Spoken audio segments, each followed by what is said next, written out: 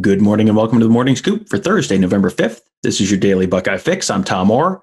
The Rutgers game is 2 days away, and the game against Michigan is in 37 days. One piece of recruiting news to let you know about before we get started. Four-star tight end Benji Gosnell committed to Ohio State last night. He is ranked as the number 11 tight end in the class of 2022. Along with Bennett Christian, he gives the Buckeyes two of the top 20 players at the position for that class. Now, looking forward to this weekend, while Ohio State likely won't have too much trouble against Rutgers, there are a lot of potential college football playoff contenders facing some big challenges this weekend. It seemed like a great time to have a friend of the program, Bill Bender from the Sporting News, on to break it all down. Bill, thank you for joining us. Hey, Tom, how are you? Thanks for having me on.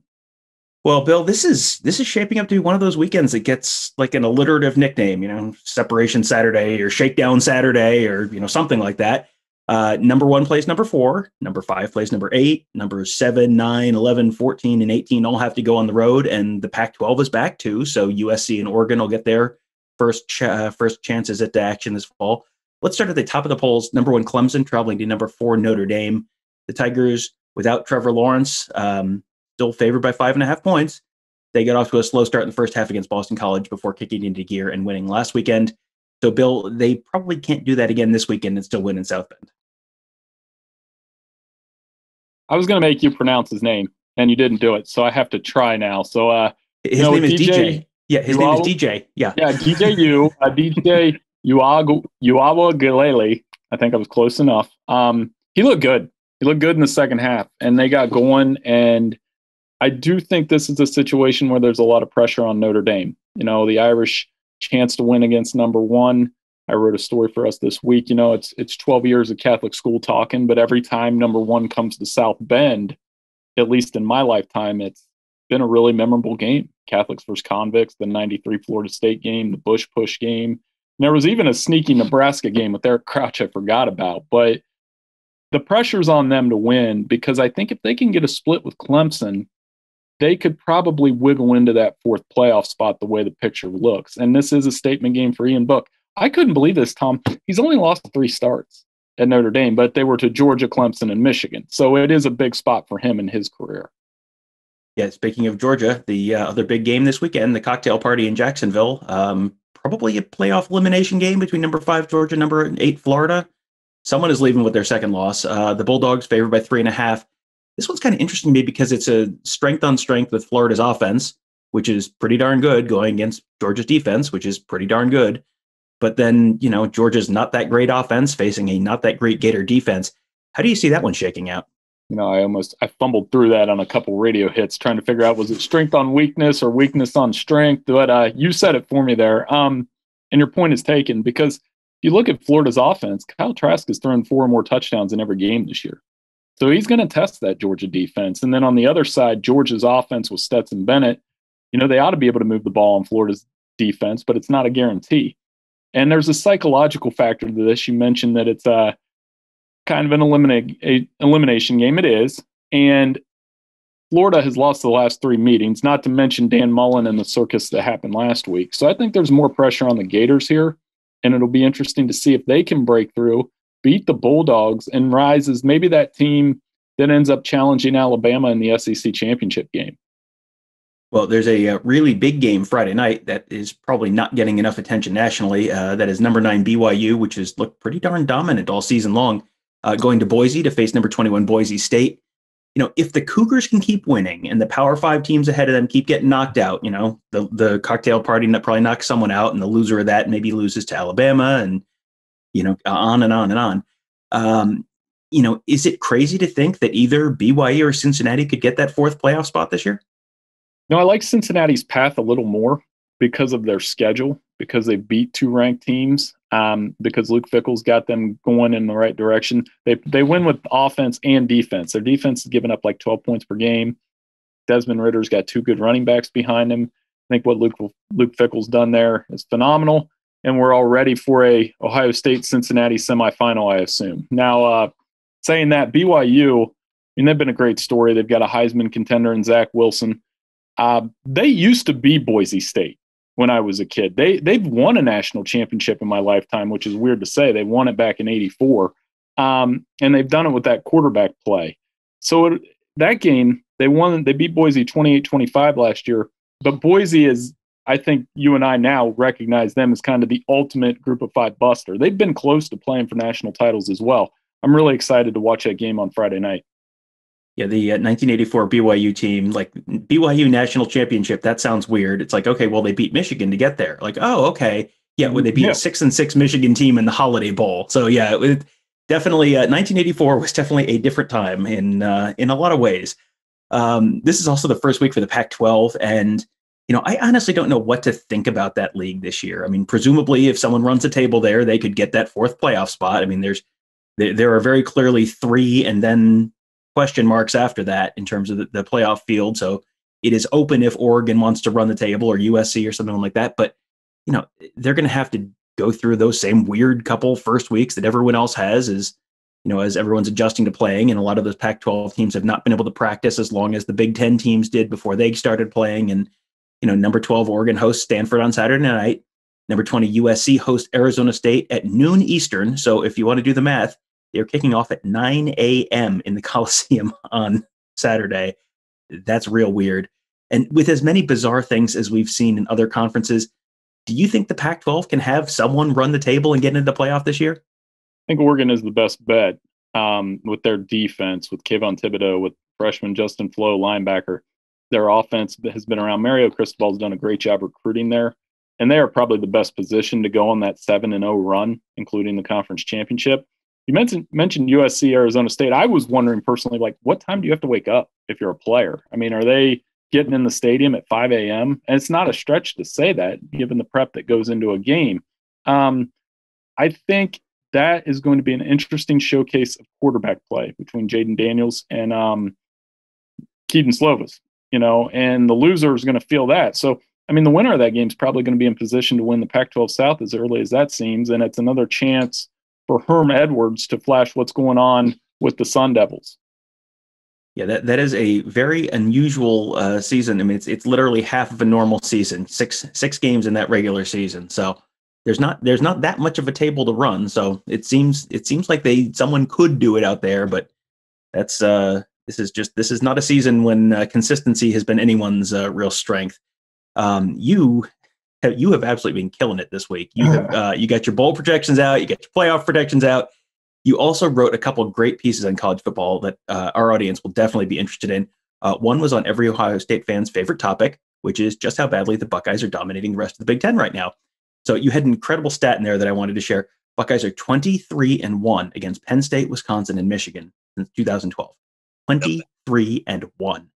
So what does somebody else in the league have to do to change that?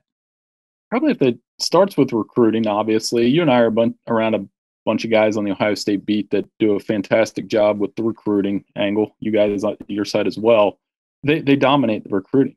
They dominate with the 4- and 5-star guys, and it shows up on Saturday. I have this conversation with my friends all the time. I said, go back to the Michigan game last year, and how many players do you have to go through before you get to the best Michigan player?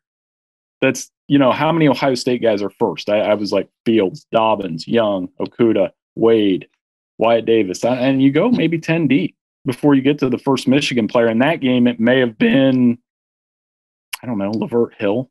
And that's what I'm saying. Those are day 3 guys. And that's the gap that's been created. I thought the Penn State game was over, honestly, when James Franklin went for it. In the first possession of the game, he's going for it on his side of the field because Ohio State just takes it down, scores, it's over. The striking thing about that stat, too, is it's not just that they're 23-1, it's that their average margin of victory against all 3 schools, who are the best contenders normally, is over 2 touchdowns. So I don't know if it's bad for the Big Ten at this point, because I credit Urban Meyer for raising the level of the play in the Big Ten, but it's almost like Ohio State just took it to this stratosphere that no other Big Ten team is even close to. Not Michigan, not Penn State, maybe on a 1-game basis occasionally, but that's not even happening. The other article you wrote, I mean, we just covered what's Ohio State fans' favorite topic, Ohio State football being great. What's Ohio State fans' second favorite topic? Michigan struggling. After that Michigan State game, you called it the worst loss under Jim Harbaugh that they've had. You've got them in the Music City Bowl in your bowl projections, so it does not seem like you're super optimistic about them turning things around this year either. Yeah, I mean, they'll probably end up in a second-tier bowl playing a second-tier SEC team that they price up in bowls typically because of who they draw, and people like watching Jim Harbaugh lose bowl games. That was their worst loss, though, by far to me, because they were out-schemed. It's not like Michigan State did anything tricky. They threw a bunch of fades to the outside against Michigan's corners. The Wolverines couldn't run the ball in a big game again, and that's haunted them. I mean, if you look at every one of their losses under Harbaugh, it starts there, an inability to have a dominant running game. And now, okay, so we're starting to do the thing where is this the end of the Harbaugh era? And if you think that through, maybe it is. So who are they going to get, Tom? And I heard Luke Fickell from Feinbaum this week, and I like Paul. I like Paul's work. I don't think that's going to happen because of Luke's ties to Ohio State, number one, Cincinnati, what he's building there. I don't see him going to Ann Arbor. So who is that guy? And the best name I can come up with that's in the college landscape now is a guy like Matt Campbell. And I don't know if you can go from Jim Harbaugh to Matt Campbell and feel good about it as a program. Well, and the other question with Matt Campbell is if Texas comes open this year, and, maybe it doesn't, if, after they beat Oklahoma State last weekend, so maybe Tom Harmon gets another year, but, Matt Campbell might be a candidate to Texas. And if Texas and Michigan are both open, Michigan is not the best job on the market that year. And if Matt Campbell has a choice, Matt Campbell's going to the place that is one of the best high school recruiting hotbeds in the country, as opposed to Michigan, which is extremely not one of the best high school football recruiting hotbeds in the country. Those are programs you get a lot in common, a lot of the same advantages, but if one of them is rather famously in Texas, and that's a pretty good place to draw talent from. So that's I'm not sure Michigan wins that battle. Well, that, and then we talk about Fickell again. I've always thought if you play the long game with him, maybe whenever Brian Kelly would move on from Notre Dame, I think Luke Fickell would fit there at that point if he continues to do what he did at Cincinnati, is doing at Cincinnati. Campbell would fit at Texas. I mean, it's not going to – you're going to hear the rumors happen if Texas ever comes open. Urban would be a candidate. They'd probably call him. I don't know if Urban would take it. I think the biggest thing I've noticed with Urban Meyer, and I've said this on a couple shows this week, is he's the new John Gruden. When a big opening's going to come open, they're going to say, well, they go after Urban. Well, the thing with Urban, and Gruden was as well, is he's fantastic in the studio. Like, he's off the charts on that Fox show. That show's amazing right now, and I think a large part of that is because of him. And you don't see him bent over, hands on knees on that Fox set, looking miserable. I think he might be enjoying life right now, and that's not such a bad thing. Finally, before we let you go, need to acknowledge the elephant in the room. Last night, all across the country, people were glued to their televisions and phones, watching the results come in from all across the upper Midwest. Yes, friends, Maction is back. Yes.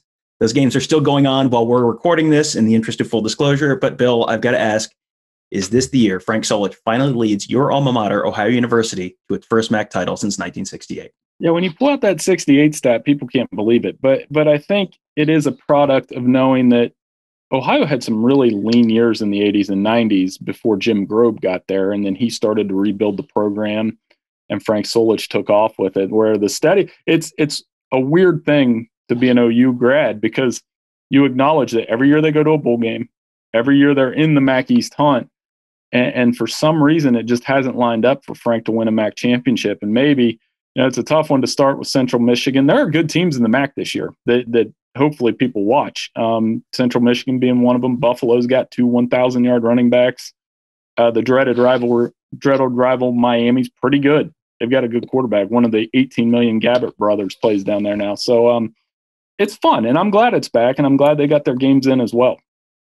Yeah, we're going to take a moment to just do a little Frank Solich appreciation. I don't think people really understand how bad that program was before he got there. And there was no history.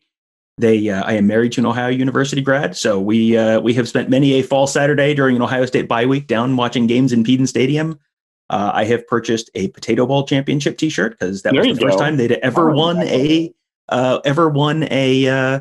bowl game in program history. I have purchased a T-shirt from their first year when they beat Dave Wannstedt and Pitt on the pick six in overtime. I mean, I have purchased a number of commemorative Ohio University T-shirts for family members over the years because they keep doing stuff that they have never done before. And It is really remarkable what he's done for that program, where they were just a doormat for a long time. And all of a sudden it's just, every year it's like, yeah, they're 8-4. And it's like, oh, well, another 8-4 year. It's like, yeah, another 8-4 year. Like that's pretty darn good. And I think 4 MAC championship games, like they haven't quite gotten over that hump yet, but they play he good keeps teams getting them there. Too. I would argue he's the best group of 5 hire of all time.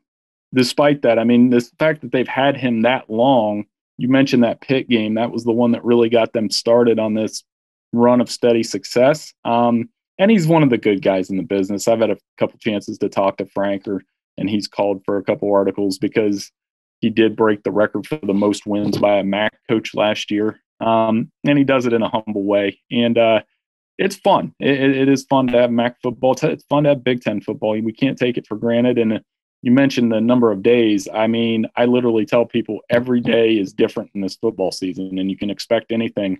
The fact that we continue to have football and a college football playoff chase in November is pretty cool. Well, mentioned a couple of those great articles that I think our listeners would love to read. So let people know where they can find those and where they can find you on Twitter.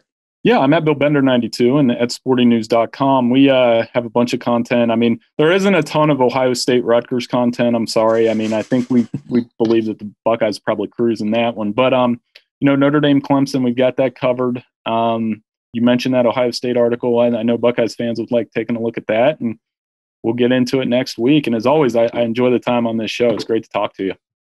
Well, we will have plenty of Ohio State Rutgers coverage at BuckeyesScoop.com. Bill has his side of the beat covered. We have our side of the beat. Well, it all works together very nicely. So you can check that all out at BuckeyesScoop.com, along with our great team of insiders covering recruiting, all the things you need to know about Buckeyes current and future. That is all at BuckeyesScoop.com. Also, make sure you check out all of our podcasts on Apple Podcasts, Google Podcasts, and SoundCloud. Just search Buckeye Scoop to find all of those. And while you're there, you can subscribe and leave us a 5-star rating and review while you're at it. That'll do it for today. Thank you guys for listening. Have a great day. We will talk to you tomorrow.